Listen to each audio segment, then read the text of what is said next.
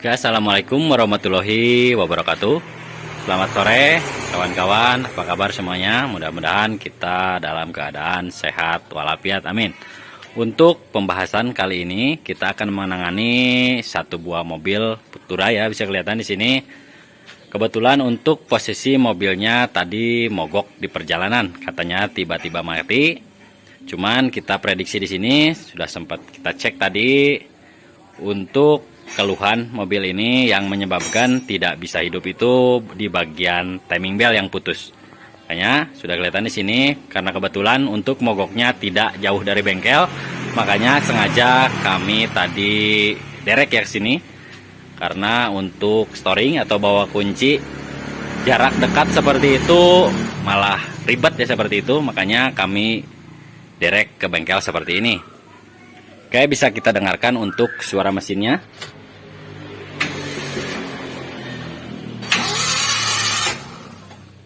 Sudah jelas kedengaran. Untuk di starter itu tidak ada kompresi, maka sudah dipastikan untuk kasus seperti ini kasusnya adalah putus timing belt. Namun untuk mobil Futura, walaupun putus timing belt tidak akan berakibat atau merembet ke komponen lain, karena sudah diketahui untuk jarak piston ke valve-nya itu lumayan jauh atau renggang.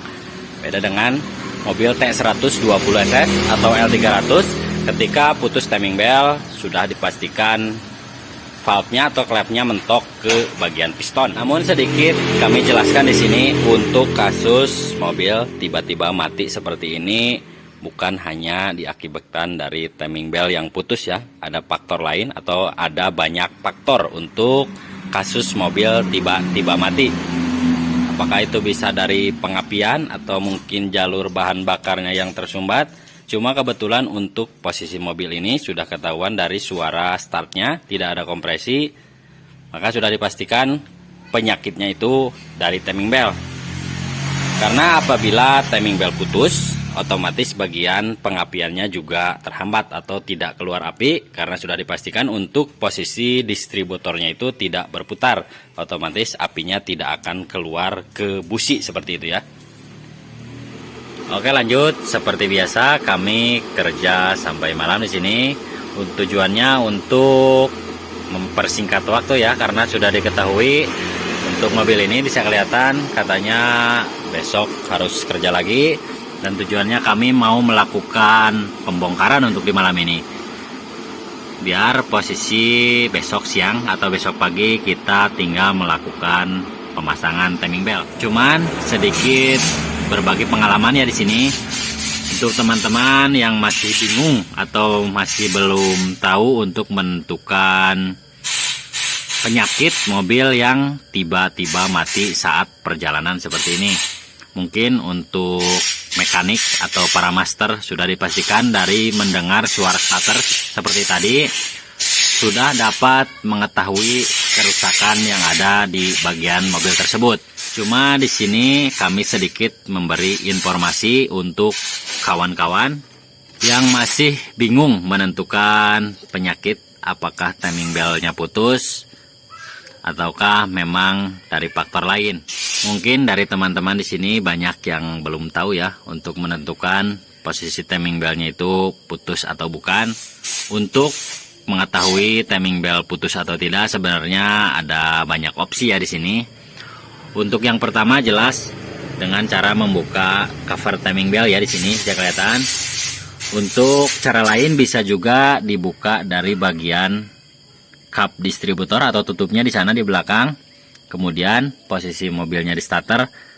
Kalau memang posisi as distributor di belakang tidak ikut berputar ketika mobilnya atau mesinnya di starter, sudah dipastikan timing beltnya putus. Atau bisa juga melihat posisi rocker arm ya di sini atau pelatu klep bisa kelihatan dari lubang pengisian oli, bisa kelihatan di sana. Apabila posisi mobilnya starter, kemudian posisi rocker armnya atau pelatu klepnya tidak bergerak, maka sudah dipastikan timing beltnya putus. Oke, untuk langkah selanjutnya kita pembongkaran dulu bagian timing belt. Untuk membuka timing belt Futura ya di sini. Langkah pertama yang kami lakukan sudah pasti melakukan pembongkaran di bagian cover radiator di sini. Untuk kemudian selanjutnya nanti kita buka kipas ya, kipas radiator, kemudian membuka puli crankshaft bagian bawah baut 8. Untuk selanjutnya nanti terakhir kita buka cover timing belt. Sebenarnya untuk opsi membuka timing belt Futura ya, di sini ada opsi untuk membuka atau mengeluarkan radiator supaya lebih leluasa atau lebih longgar ya, seperti itu. Cuman kebiasaan kami seperti ini di sini, tidak membuka radiator terlebih dahulu karena untuk Futura bisa kelihatan di sini lumayan longgar untuk memasukkan kunci 10 sebelah sini untuk membuka kipas. Oke, lanjut kita buka kipas dulu. Oke, lanjut untuk kipas radiator, kemudian cover radiatornya sudah kita lepaskan ya, kita turunkan jalan bawah sana tadi. Untuk langkah selanjutnya kita buka puli crankshaft ya, di bawah bisa kelihatan ada baut 8 ya, baut 8 5 biji. Kita lepaskan dulu karena untuk Futura karburator seperti ini, untuk membuka cover timing belt hanya perlu melepaskan 5 baut pengikat untuk pengikat pulinya ya. Oke, lanjut untuk puli crankshaftnya sudah kami buka di sini. Kemudian untuk baut pengikat cover timing beltnya juga sudah kami lepas. Untuk selanjutnya kita buka atau cabut dulu bagian cover timing beltnya. Dan bisa kelihatan di sini untuk posisi timing beltnya memang udah putus ya, seperti ini. Bisa kelihatan. Udah hancur seperti ini. Makanya sekedar himbauannya di sini untuk teman-teman supaya rajin ya atau teratur mengecek atau melakukan penggantian timing belt sebelum terjadi mogok di jalan seperti ini. Untuk selanjutnya kita garap dulu yang lain. Masalahnya katanya yang kijang itu bisa kelihatan di sana. Katanya juga buru-buru besok mau kerja, makanya untuk penggantian atau pemasangan timing belt yang baru untuk mobil ini kita lanjut besok. Kita kerjakan dulu yang mobil kijang. Oke, lanjut untuk mesinnya sudah lumayan bersih ya, di sini sudah kami bersihkan sedikit karena sudah ketahuan tadi untuk posisi mesinnya hampir tidak kelihatan mesin ya, seperti itu. Untuk langkah selanjutnya kita pemasangan timing belt di sini. Seperti biasa untuk melakukan pemasangan timing belt setelah kasus putus seperti ini, sudah dipastikan untuk posisi topnya itu tidak lurus, tahu di mana. Untuk langkah pertama sebelum kita pemasangan timing belt, kita topkan dulu untuk posisi crankshaft dan juga noken as atau camshaftnya. Untuk posisi titik top crankshaft Futura ya, di sini kelihatan untuk posisi titik atau garis yang ada di bagian gigi timing belt ya, sini bisa kelihatan harus lurus dengan tanda segitiga, bisa kelihatan sini di bawah lubang yang ada di bagian pompa oli. Kemudian untuk posisi titik top bagian noken as di atas di sini harus diperhatikan karena untuk titik top Futura ya, di sini ada 2 titik atau 2 garis. Beda dengan T120SS hanya ada 1 titik atau 1 garis. Bisa kelihatan di sini untuk garisnya. Ini 1 garis di sini. Bisa kelihatan. Kemudian 1 garis lagi di bagian atas ya, di sini. Bisa kelihatan. Cowokan. Harus lurus dengan segitiga atau cowokan yang ada di bagian cover ini ya, plat ini. Cuma patokannya untuk di bagian noken as atau gigi camshaftnya ini ya. Untuk posisi topnya yang biasanya dipakai atau standarnya dipakai itu yang ada titiknya seperti ini, bisa kelihatan.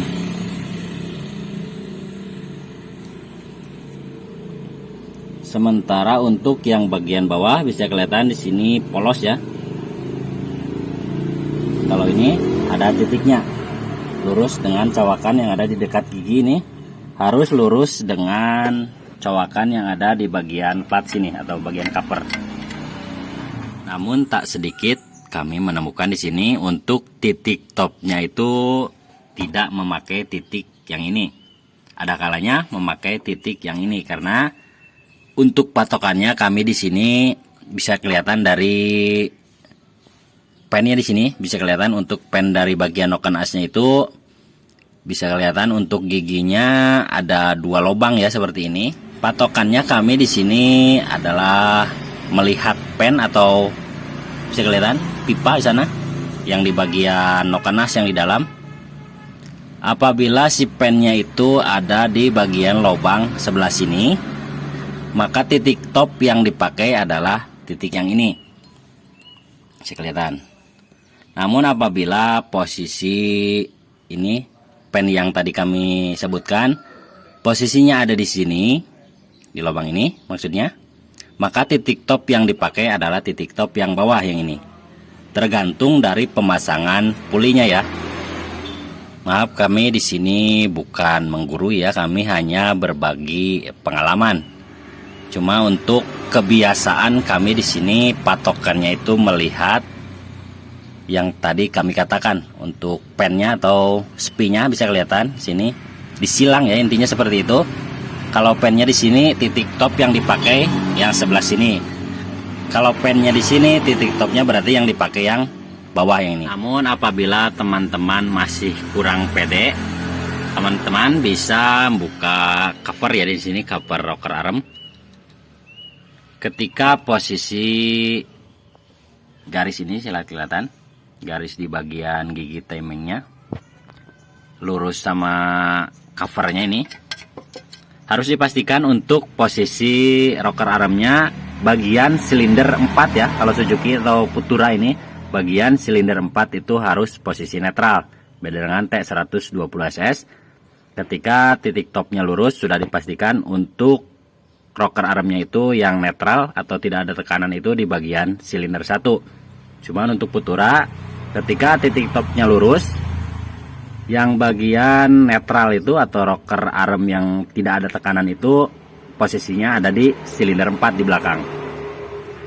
Kemudian kalau teman-teman masih kurang pede juga, teman-teman tinggal pasang timing belnya, kemudian coba hidupkan sebelum pemasangan komponen yang lain.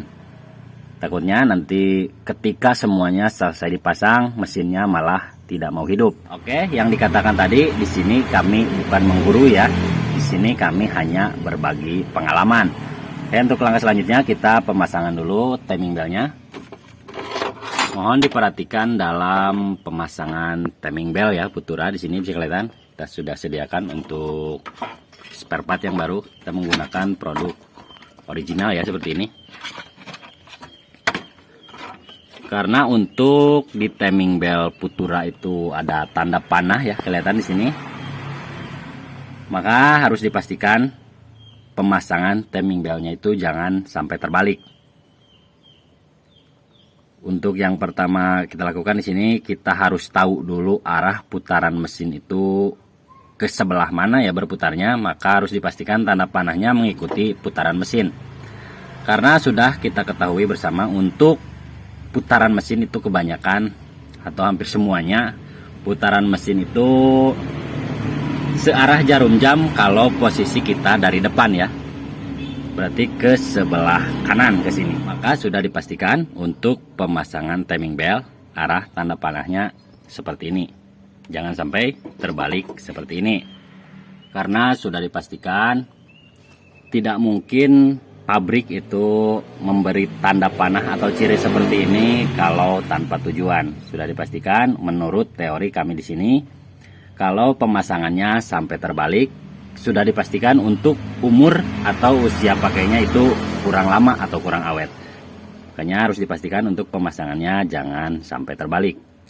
Oke, lanjut, karena posisinya atau posisi giginya yang bagian atas dan yang bagian bawah, yang bagian crankshaft maksud kami, sudah kita luruskan. Untuk langkah selanjutnya kita pemasangan timing bell. Untuk memasang timing bell harus dipastikan dulu untuk posisi baut tensionernya. Untuk yang baut 12 kita kendarakan. Kemudian untuk posisi setelan atau plat yang ada springnya atau pernya, silakan. Pastikan posisinya itu di bagian atas ya. Geser dulu ke sebelah atas dengan tujuan memudahkan dalam proses pemasangan timing belt. Kemudian setelah timing belt terpasang, langkah selanjutnya kita kendorkan baut 10 ini. Kemudian kita geser posisi platnya atau setelannya, atau tanpa digeser pun karena sudah ada spring, sini bisa kelihatan. Otomatis dia tertarik ke bawah.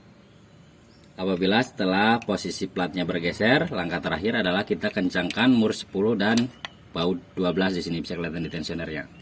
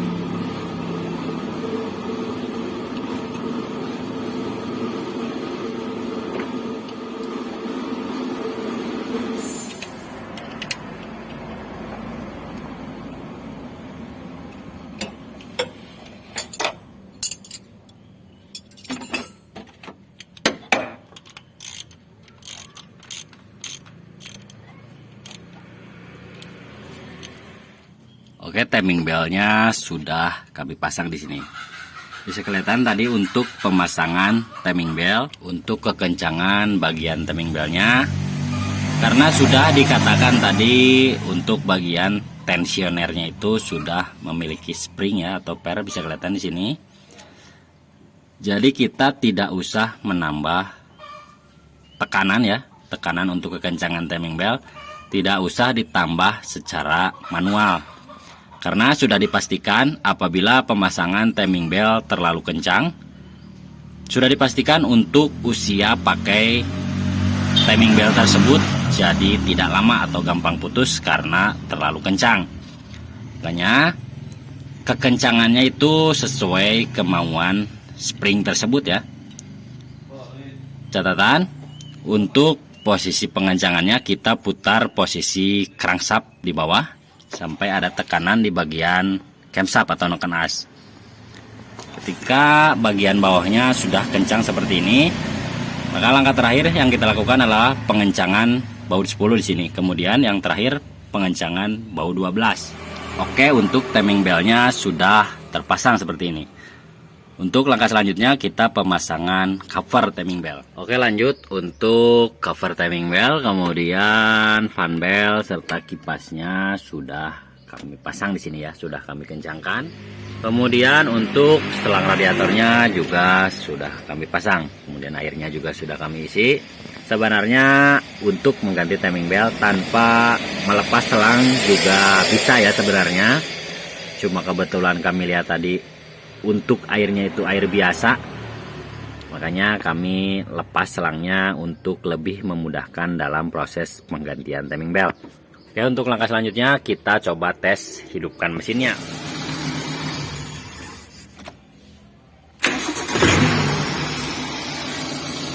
Oke, lanjut untuk mesinnya sudah hidup karena sudah dikatakan dari awal untuk Futura ini apabila putus timing belt tidak mungkin ada kelainan atau mentok klep. Untuk video tutorial kali ini tentang pembahasan mobil tiba-tiba mati atau tentang pembahasan penggantian timing belt. Cukup sekian dari kami, mudah-mudahan bisa bermanfaat, khususnya kawan-kawan yang mempunyai keluhan seperti ini di mobil Futura ya. Sampai jumpa dengan video-video kami selanjutnya. Terakhir dari kami, wassalamualaikum warahmatullahi wabarakatuh.